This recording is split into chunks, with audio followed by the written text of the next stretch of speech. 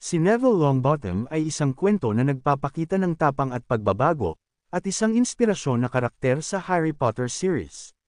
Ang buhay ni Neville mula sa pagiging mahiyain at madalas magkamaling bata hanggang sa maging isang matapang na bayani na humarap kay Voldemort mismo ay sumasalamin sa nakatagong lakas ng isang tao at ang magandang pag-uugali ng pagtitiis at katapatan.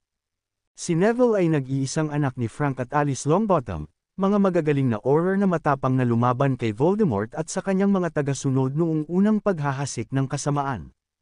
Ang kanyang buhay ay puno ng trahedya simula pa lamang, dahil ang kanyang mga magulang ay pinahirapan ng Cruciatus Curse ni Bellatrix Lestrange at ng iba pang Death Eaters hanggang sila ay nasaroon ng bait.